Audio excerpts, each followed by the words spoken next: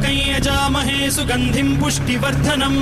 उर्वारुकमिव बन्धनान् मृत्योर्मुक्षीयमामृतात्